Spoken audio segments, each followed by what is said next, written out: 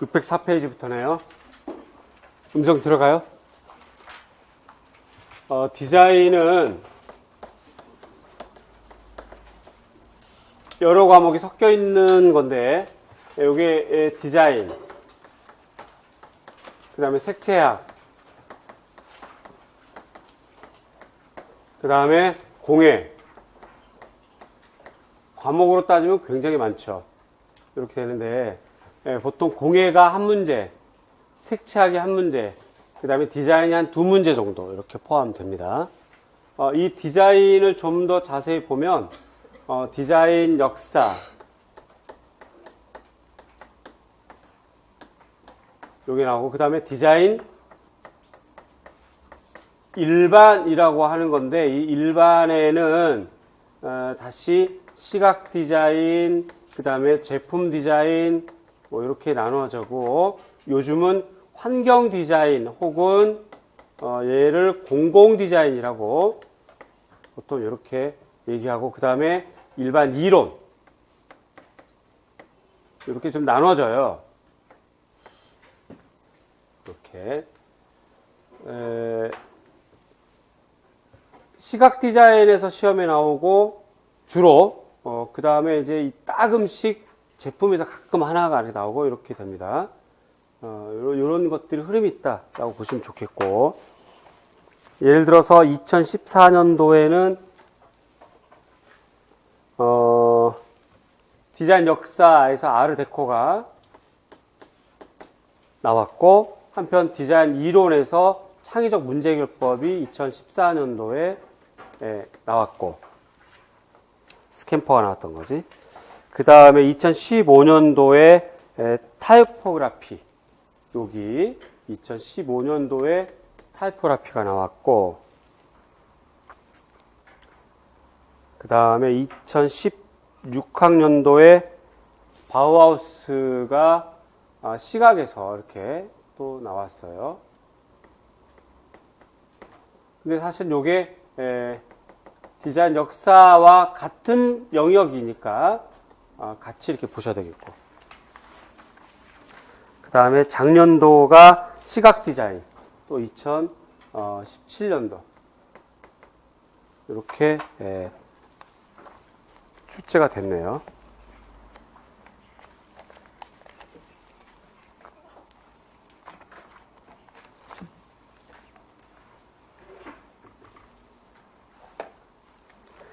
디자인을 접근을 좀 신중하게 하셔야 돼요.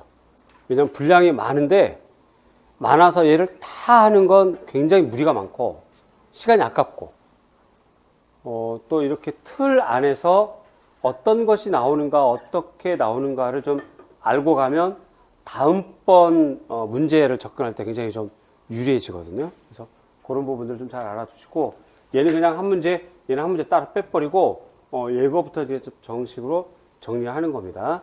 우선 얘부터 출발할 거예요. 디자인 역사부터.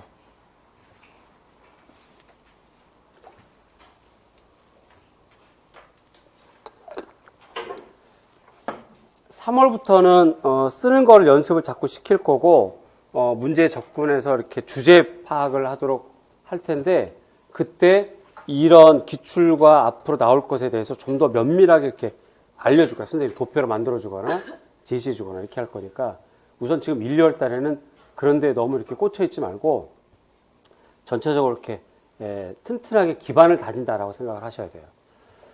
암기라든가 여러 가지 부족하면 기본서로 충실하게 암기하시고, 막연하게 선생님 저 참고도서 볼까요 하지 말고, 미교론이 약하면 혹은 디자인이 약하면 혹은 미술사가 약하면 이렇게 크게 과목별로 보고, 두 번째로 암기가 안 돼서 자기가 이렇게 약하면 참고도서 볼 필요가 없는 거야. 근데 기본서를 보는데, 설명을 듣고 기본서를 보는데도 이해가 안 된다 하는 영역은 참고도서를 볼 필요가 있는 거지. 따라서 막연하게 참고도서를 본다 안 본다로 접근하지 말고 좀 실제적인 입장에서 접근하셔야 돼요.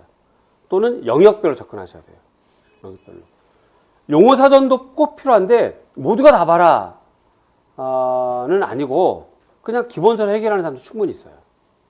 또 용어사전을 보고서 굉장히 튼튼해졌다는 사람이 따로 다 있거든. 얼굴이 다르고 이름이 다른 것처럼 공부법도 다 각양각색이니까 주먹구구식으로 이리 쏠리고 저리 쏠리고 하지 말고 면밀하게 시험에 대비 자기를 잘 맞춰보는 게 중요하겠다 하는 생각이 들어요. 디자인 역사부터 하겠습니다.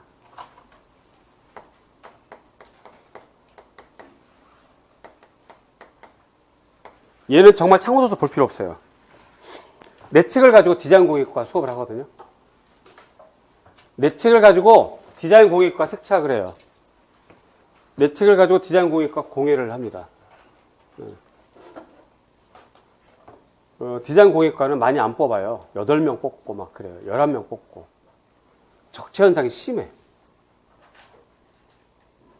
공부를 많이 했던 사람이 우선 빨리 되면 좋긴 하겠는데 그 말 들으면 또 초수는 또 섭섭해지잖아요. 합격이 반반이에요. 초수가 합격해서 가는 경우가 많고 그 다음에 장수생이 가는 경우가 많은데 디자인 공예과는 한 5년 동안 안 뽑았었어요. 2010년도에 뽑다가 2015년도에 뽑았으니까. 그러니까 그 누적된 적체 현상이 얼마나 많겠어요.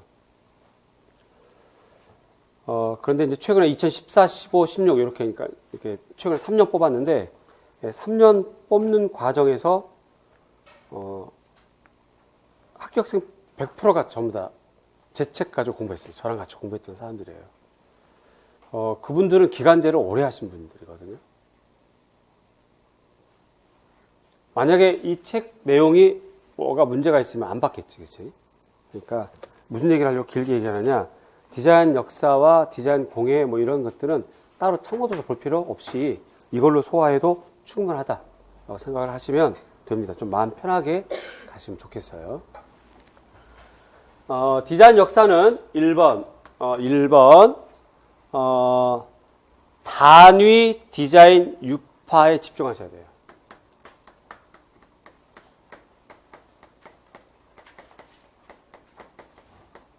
디자인은 흔히 운동이라고 합니다. 여기에 먼저 집중하셔야 돼요. 따로 나와요. 따로. 디자인 공예과라면 두 번째 흐름 파악이 중요해요. 그러나 우리는 미술과라서 흐름 파악보다는 단위 디자인 유파 운동에 집중하는 게 좋겠고, 만에 하나 우리 미술과의 흐름 파악으로 인해서 쓰게 되는 건 그건 논술 문제이거나 5점짜리 서술형이에요. 나머지는 단위 디자인 유파에 집중하면 됩니다. 여기까지 이해 가시죠? 그래서 디자인에 너무 흐름으로 잡으려고 하지 말고 딱 떨어지게 하셔야 돼요.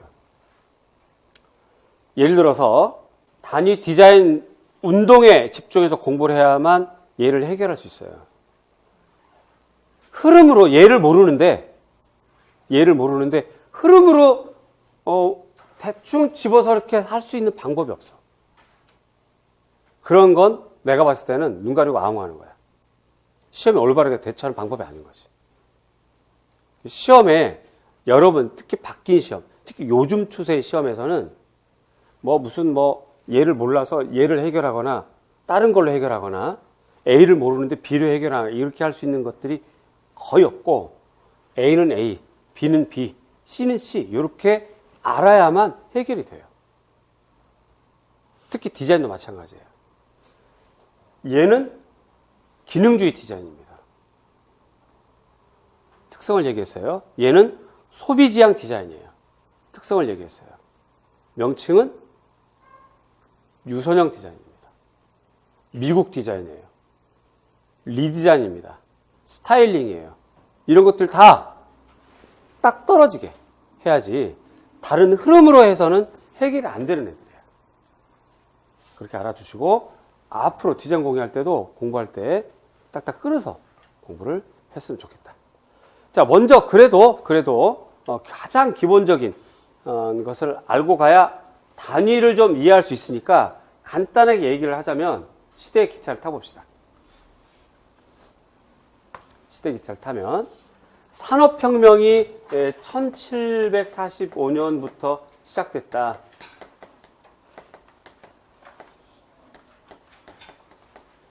이렇게 됩니다. 요 당시 서양은 유럽 쪽에서는 크게 프랑스, 스페인, 네덜란드, 이탈리아, 폴란드가 음악과 문화를 주도했다면 영국과 그 당시에는 없었던 나라, 명칭, 독일이라는 나라는 그 당시에는 없었던 말이거든요. 이제 독일이라는 나라가 바뀐 지는 한 200년 정도밖에 안 돼요. 그들은 산업으로 유럽을 이끌어갔던 강호죠. 어쨌든 산업혁명 요때 이미 요 시절이 우리가 미술로 보자면 1745년이니까 바로크 시절입니다. 로코코로 이어지는 시기예요. 귀족 중심이라는 거지. 귀족 중심. 요 시절에는 그야말로 장식적이었던 디자인이었다가 실용이라고 하는 개념이 없고 실용은 그냥 기술자들 이런 생각이 있다가 디자인이 사회와 관련돼서 문제시되고 이 엄청난 사회적 문제를 디자인으로 해결해보자가 이제 서서히 막 등장합니다. 등장해서 그러면서 이제 미술에서는 드로잉 교육이 등장하고 그래서 1주차 드로잉 교육 배웠잖아요. 요때 벤자민 플랭클린이 드로잉은 중요한 거야. 가르치자 뭐 이런 얘기 나오기 시작하고 그러면서 이제 1803년에 페스탈로치가 애들 교육을 하자. 그러면서 드로잉 교육을 ABC로 하자 해서 관념 ABC가 1803년에 나오고 막 그렇게 막 이제 디자인 교육과 미술 교육이 막 이렇게 생겨나가기 시작하던 때가 요때예요. 요때가 이제 1803년 요때가 이렇게 되겠고 요 시절이 산업혁명이 시작돼서 이제 100년쯤 그러니까 1840년쯤 가니까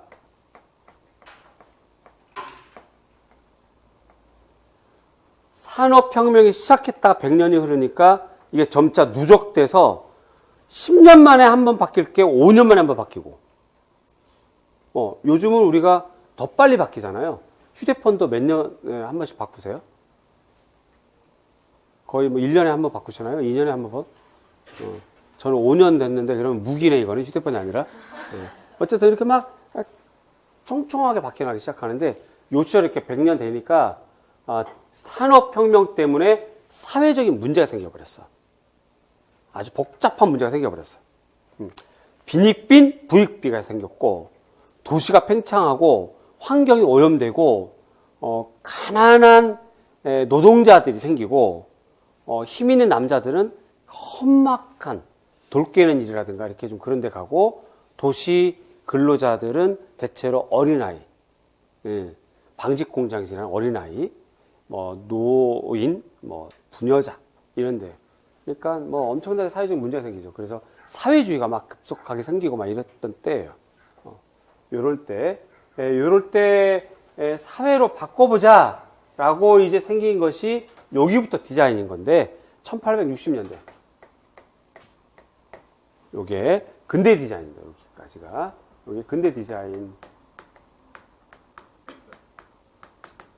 생기면서 미술 공예 운동.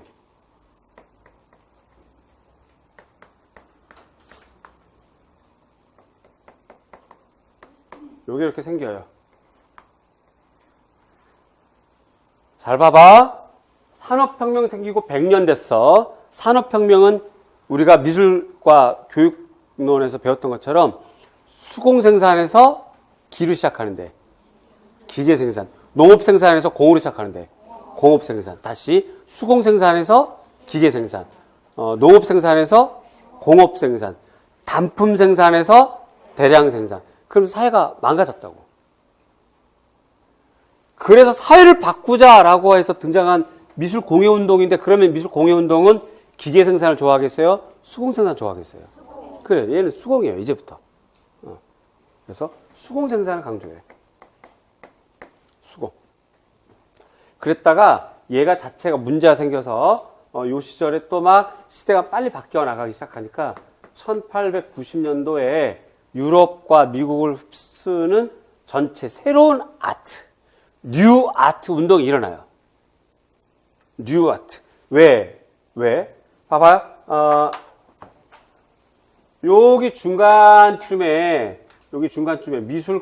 미술에서 인상파가 출발하거든요. 1873년. 인상파. 인상파는 이전 미술랑 전혀 다르잖아. 그래서 살롱전에 나갔다 계속 떨어지니까 이게 뭐냐 하면서 뭐 이렇게 또 막 대항하기도 하고, 그게 마네를 비롯한 그 이다나 8명, 그게 인상파잖아요. 인상 팍팍 쓰면서 동네방네 다니면서 했던 분들. 그러니까 이전 미술은 이제 거부하는 시대가 이렇게 생긴 거예요. 그래서 새로운 미술을 추구하자라고 했던 게 뉴 아트를 해보자. 그래서 등장한 것이 아르 누보예요. 아르 누보가 뉴 아트의 뜻이야.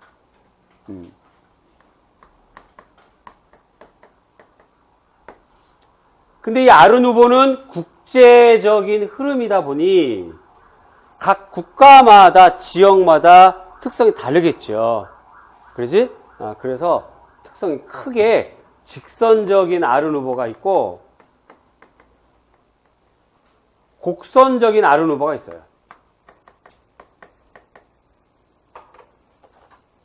이렇게 한번 해볼까? 표시를.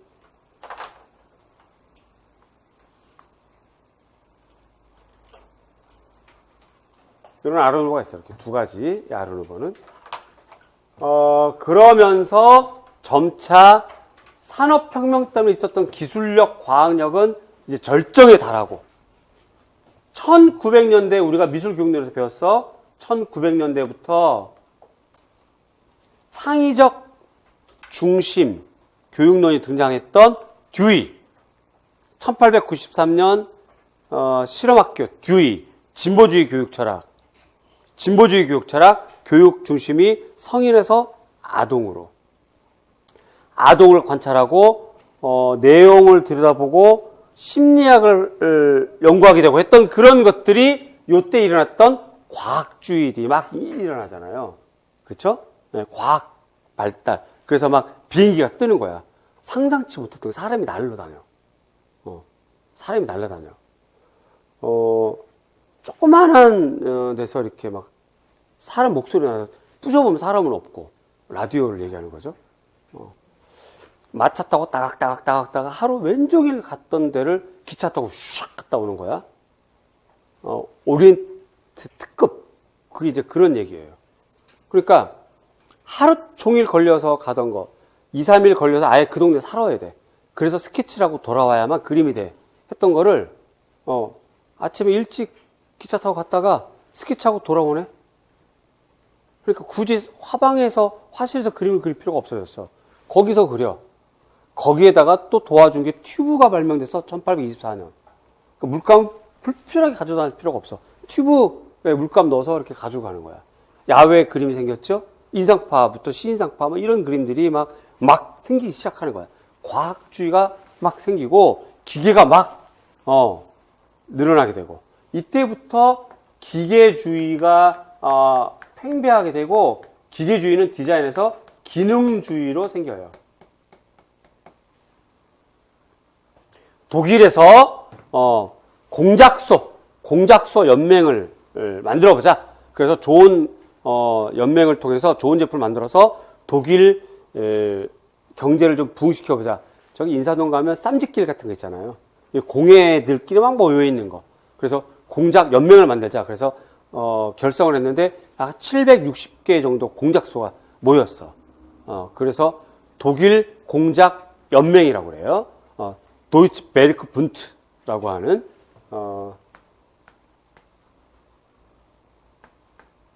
요게 생깁니다. 독일 공작 연맹.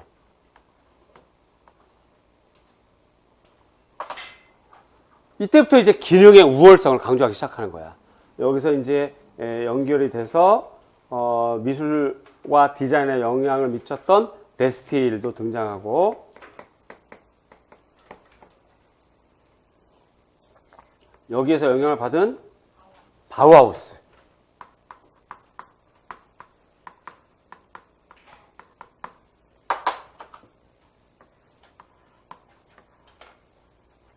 이렇게 되죠. 요것이 이제 1924년에 왕성하게 자리 잡다가 점차 이렇게 쇠퇴하게 되죠. 나치가 탄압하고. 자, 그 사이에 독일 경제를 일으켜 보려고 애를 썼는데 그것이 결국 성공하지 못하고 20년대에 세계 경제가 무너지는 경제 대공황이 와요. 경제 대공황 시대.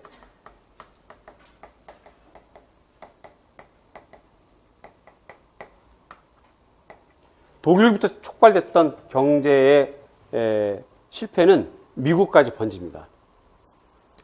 이럴 때 이 경제를 다시 살려보자 해서 등장했던 사고가 여러분들 미술 교육을 배웠던 사회 재건주의 미술이 등장하죠.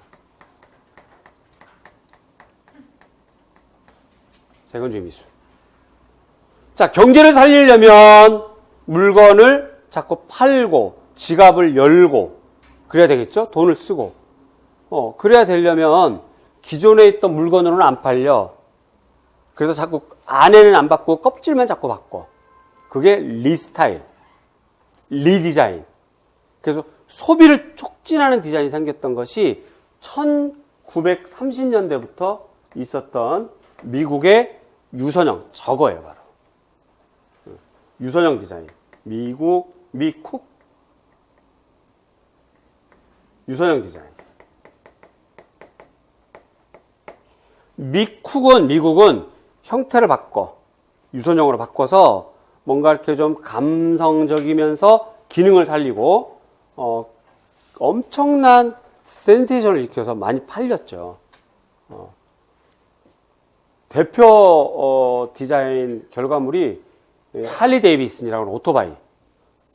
가끔 부다다다다다 소리 나는 거 있잖아요. 그게 저 유선형 디자인의 출발점이에요. 한편 북유럽 쪽에서는 자신들의 토속적인 사고와 자신들 지역에서 자라나는 나무, 천, 가죽 등을 이용한 북유럽 독특한 디자인을 만들어내죠. 그것이 스칸디나비아 모던.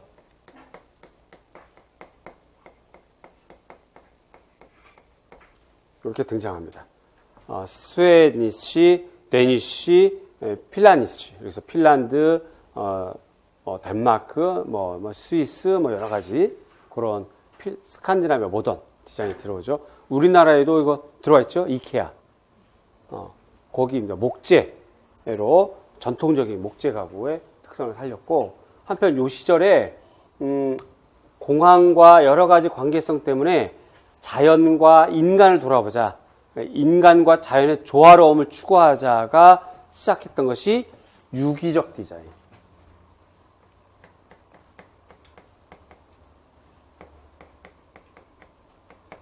이런 것들이 전부 다 요 당시에 있었던 건데, 요 사이에 원래 있던 장식주의가 영향을 미쳐서 요 사이에 있었던 것이 프랑스와 미국 중심의 장식미술 아르 데코.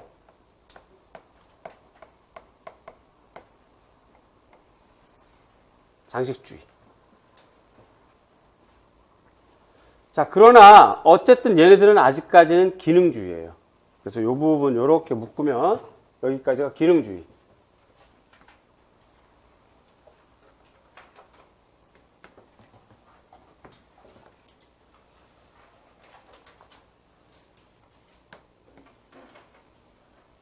기능주의가 됩니다. 기능 우선주의가 되고, 너무 이제 기능주의만 하다 보니까 지겨워졌기도 하지만 세상이 이제 바뀌고 대중문화가 등장하고 또 석유 파동도 생기고 여러 가지 그런 다양한 변수가 생긴 것이 1970년대, 60년대부터 시작해서 1970년대 요때거든요. 요때 등장했던 것이 여태까지 기능주의를 거부하는 반디자인.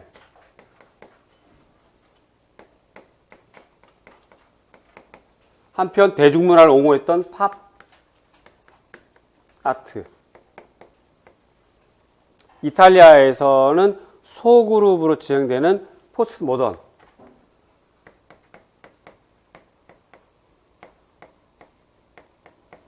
좀 더 정확하게는 이탈리아 버전 멤피스. 이런 거. 영국에 출간했던 알키미아. 또 미국의 스트룸 디자인. 이런 것들이 막 생겨요. 얘네들이 전부 다 포스트 모던 시대의 디자인이에요.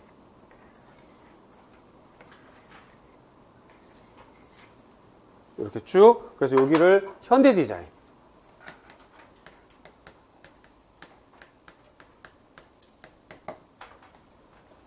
포스트 모던적 디자인이라고 할 수 있습니다. 자, 이렇게 크게 흐름이 이렇게 잡혀져 있어요. 이런 디자인들이 있구나. 시험은 주로 여기 몰려서 나와요. 이렇게 몰려서 나와요. 이쪽은 문항수가 극히 적어요. 많진 않아요. 그렇지만 나와요.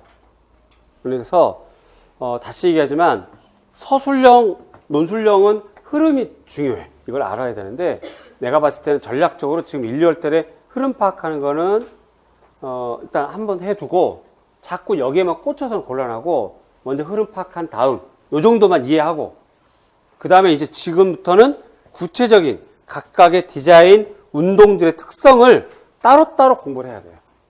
그 다음에 요게 쌓여지면 다시 또 한번 흐름을 잡아나가고 이렇게 이중적인 형태로 공부를 하면 디자인은 튼튼해진다. 그런 걸 알 수 있습니다. 직접적인 책은 배가 고프잖아요. 네, 밥을 먹고 합시다. 그지? 1시 10분부터 수업 진행을 할게요. 식사 맛있게 하고 오십시오.